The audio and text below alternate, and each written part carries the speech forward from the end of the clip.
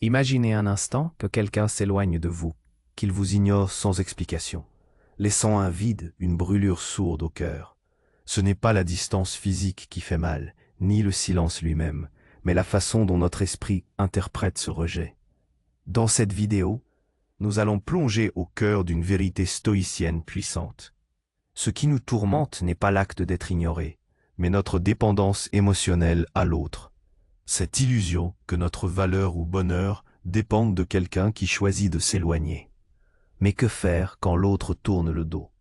La sagesse antique des stoïciens nous ouvre une voie radicale, libératrice et pleine de force. Ne laisse jamais ta paix intérieure dépendre d'autrui. Au lieu de céder au désespoir, au ressentiment ou à l'attente douloureuse d'un retour, bâtis ta vie et ta dignité loin des caprices des autres.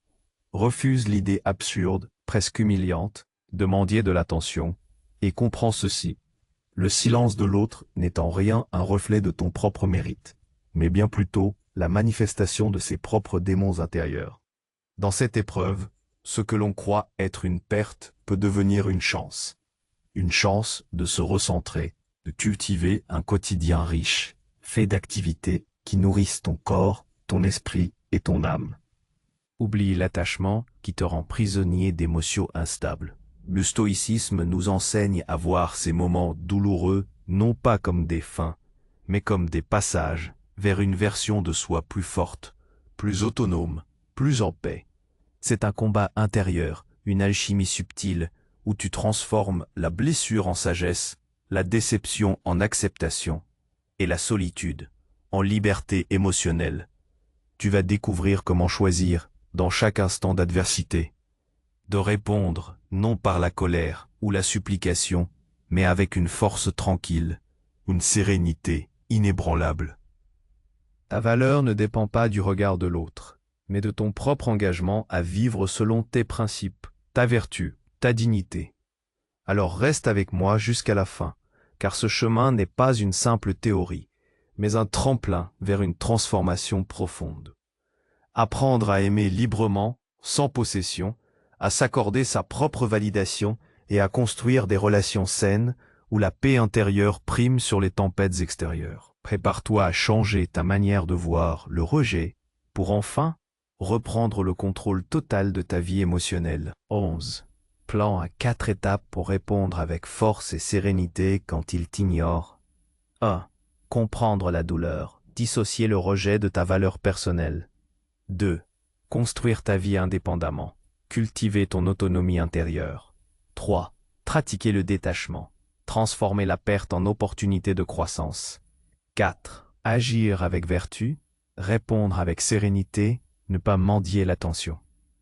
Si cela fait sens pour vous jusqu'ici, aimez la vidéo et partagez-la avec quelqu'un qui a besoin d'entendre cela.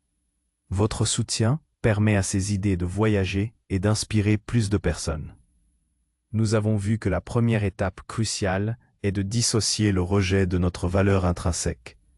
Comprendre que la douleur ne vient pas de l'acte d'être ignoré en soi, mais de l'interprétation que nous en faisons de notre attachement à une validation extérieure. Une fois cette fondation établie, une question naturelle se pose. Comment construire une vie où cette validation extérieure n'est plus le pilier central? C'est là qu'intervient notre deuxième pilier stoïcien. Construire ta vie indépendamment. Cultiver ton autonomie intérieure. Le monde moderne nous pousse souvent à définir notre valeur par le regard d'autrui, par la réaction que nous suscitons, par la quantité de j'aime ou de reconnaissance que nous obtenons.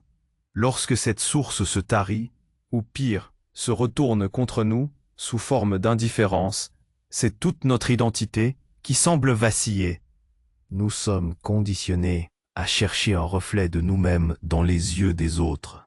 Et lorsque ce miroir se brise, nous nous sentons perdus, fragmentés. Mais le stoïcisme nous offre une perspective radicalement différente. La seule véritable source de notre valeur réside en nous-mêmes, dans notre capacité à exercer notre jugement, à choisir nos réactions, à cultiver notre caractère.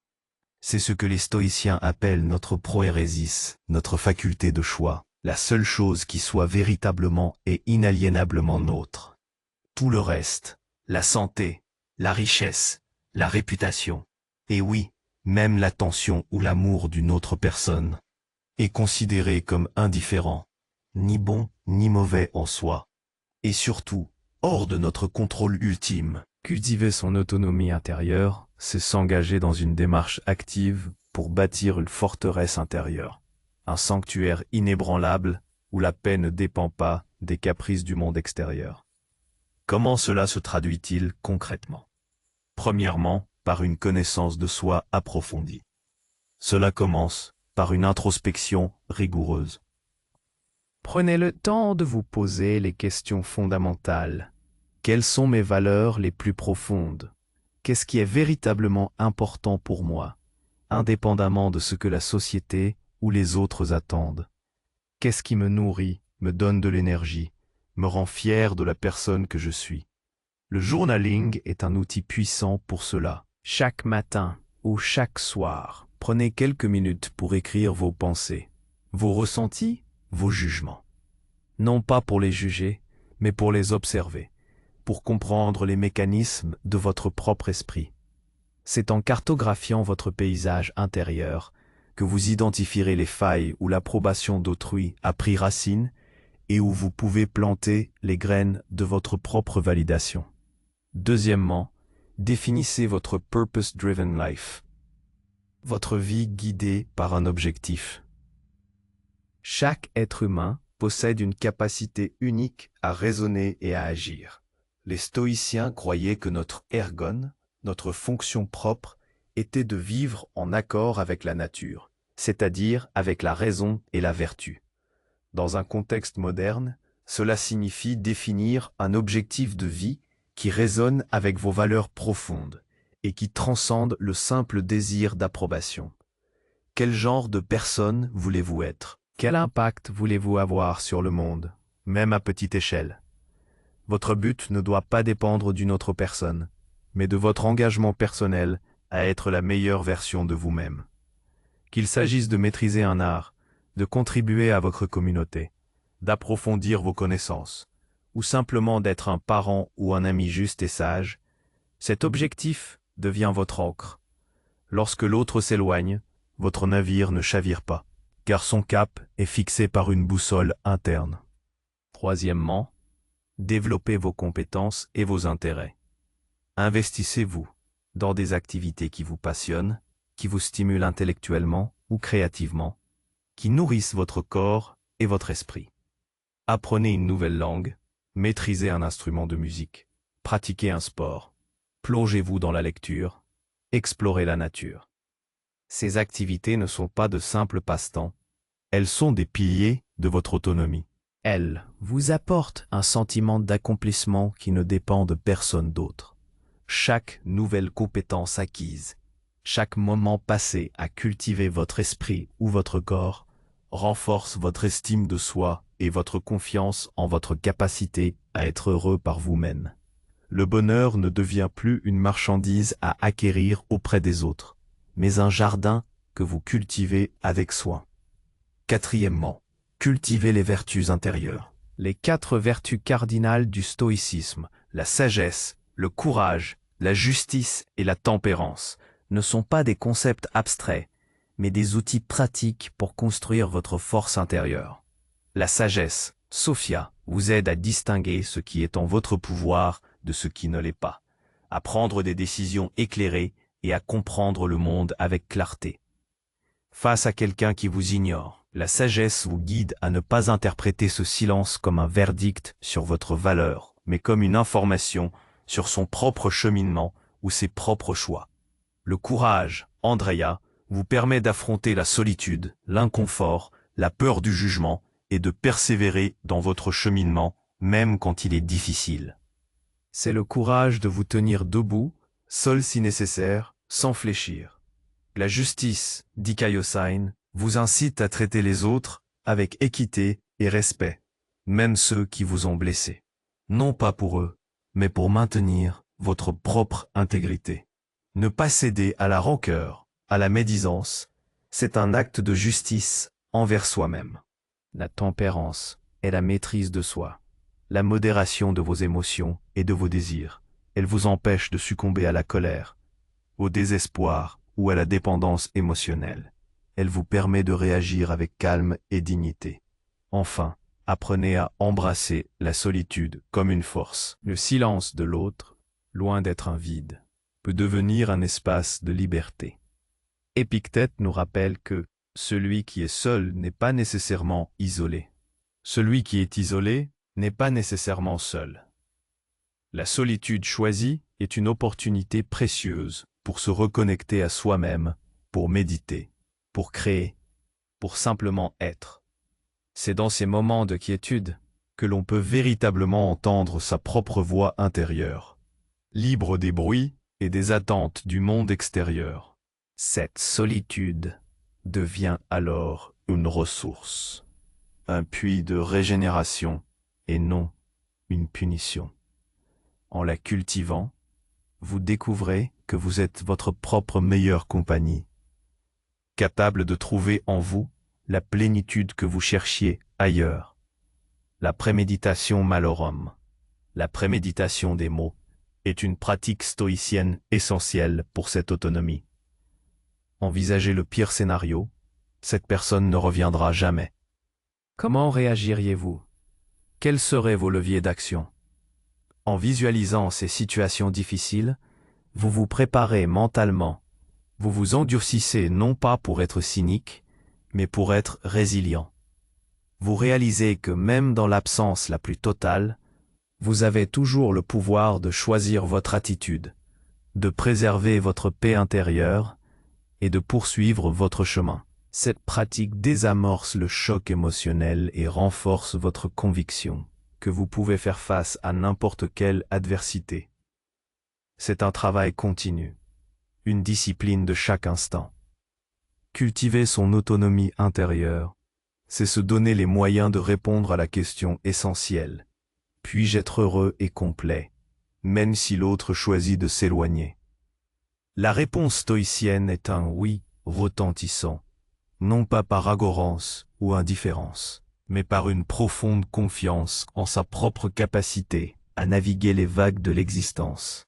Le détachement stoïcien est une forme de liberté émotionnelle, la capacité d'aimer et de s'engager profondément, tout en acceptant la nature éphémère et incontrôlable des choses et des êtres. Lorsque nous sommes ignorés, la perte que nous ressentons est souvent liée à un attachement excessif, une fusion de notre bien-être avec la présence ou l'approbation de l'autre. Nous avons lié notre bonheur à une condition extérieure, et lorsque cette condition disparaît, notre bonheur s'écroule. Le détachement commence par une compréhension lucide de la nature de l'attachement. Nous nous attachons non seulement aux personnes, mais aussi aux résultats, aux attentes, aux scénarios que nous avons construits dans notre esprit. Nous attachons notre ego à l'idée que nous sommes aimables, désirables, importants, et lorsque quelqu'un nous ignore, c'est cette idée que nous croyons remise en question.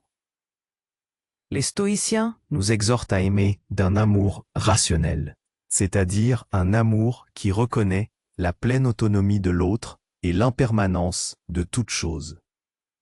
Aimer quelqu'un signifie apprécier sa présence, ses qualités, sa singularité, sans pour autant exiger que cette personne reste ou qu'elle agisse d'une certaine manière pour notre propre confort. C'est aimer l'individu tel qu'il est, avec la pleine conscience qu'il est, comme nous, un être libre et mortel. Cette perspective est renforcée par la pratique de Memento Mori, la méditation sur la mort, sur l'impermanence de toute chose, non pas pour verser dans le pessimisme, mais pour embrasser la réalité. Tout ce que nous chérissons est temporaire. Les relations évoluent, les gens partent, la vie change constamment. Cette acceptation radicale de l'impermanence nous libère de l'illusion que les choses devraient rester telles quelles. Lorsque quelqu'un s'éloigne, c'est une manifestation naturelle de cette impermanence.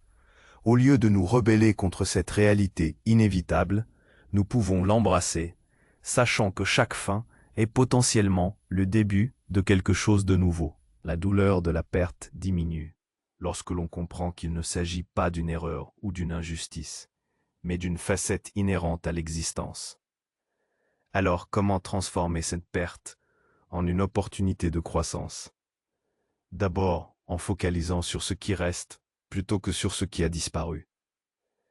Lorsque l'autre s'éloigne, un vide se crée. C'est naturel de le ressentir. Mais ce vide n'est pas seulement une absence, c'est aussi un espace. Un espace que vous pouvez remplir de nouvelles activités, de nouvelles rencontres, de nouvelles réflexions.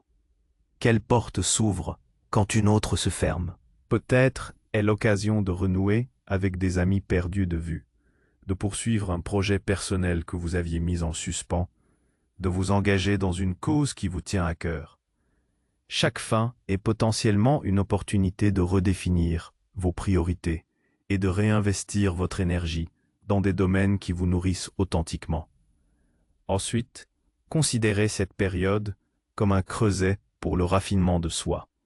Les moments de défi, de déception, de solitude sont les plus propices à une profonde introspection et à une transformation personnelle. C'est lorsque nous sommes confrontés à l'adversité que nous découvrons nos véritables forces et faiblesses. Le silence de l'autre peut nous pousser à nous poser des questions difficiles sur nous-mêmes, sur nos propres comportements, sur nos attentes. Non pas pour nous blâmer, mais pour apprendre et grandir.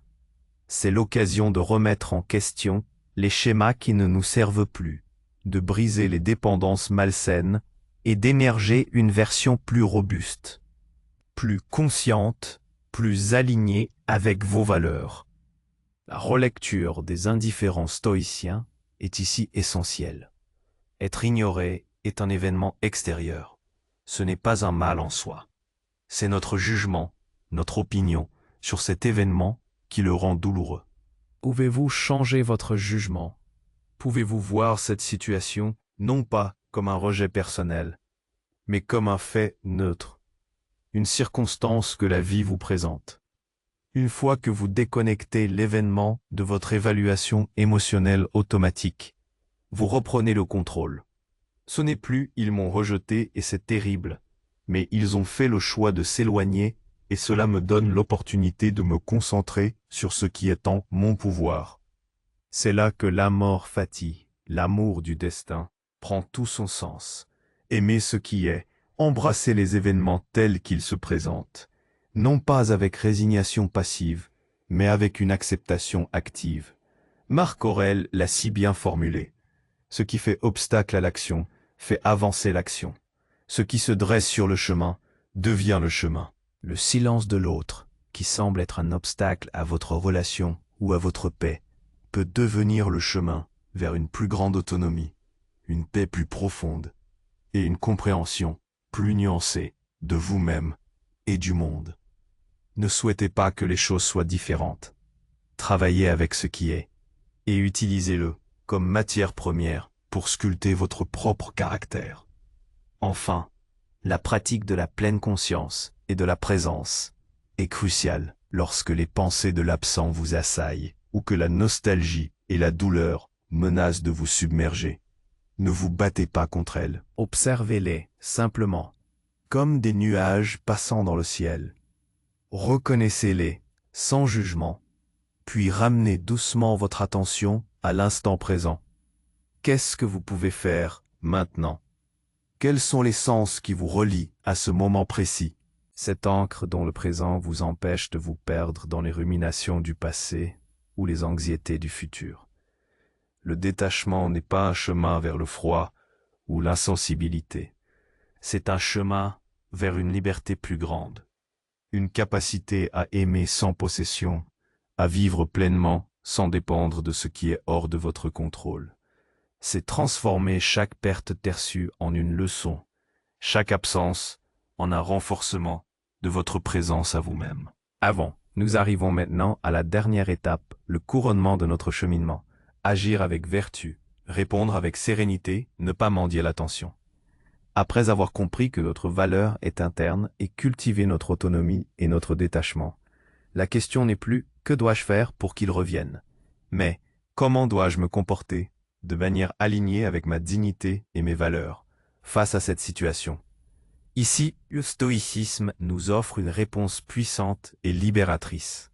Votre réponse définit votre caractère, pas l'action des autres.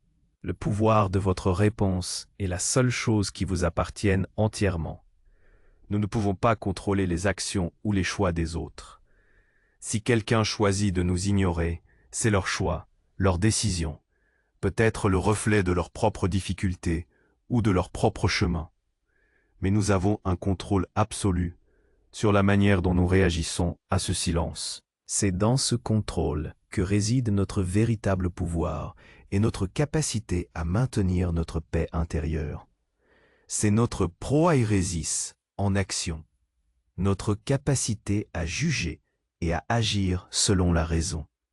Pourquoi est-il si important de ne pas mendier ou courir après l'attention? Premièrement, pour votre dignité. Mendier de l'attention, c'est renoncer à votre valeur personnelle. C'est envoyer le message que votre bien-être dépend entièrement de l'autre, que vous n'êtes pas complet sans leur regard.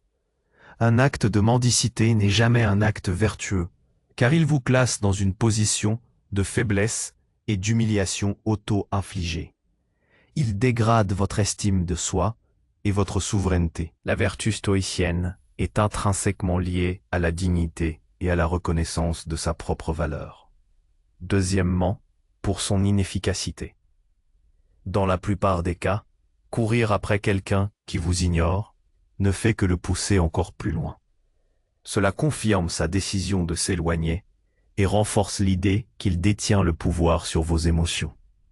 Ce n'est pas une stratégie efficace pour renouer une relation saine, mais plutôt une tentative désespérée de manipulation, souvent inconsciente, qui produit l'effet inverse. Troisièmement, cela représente une erreur de focus. Mendier l'attention détourne votre énergie de ce qui est en votre pouvoir, votre propre développement, vos vertus, vers ce qui ne l'est pas.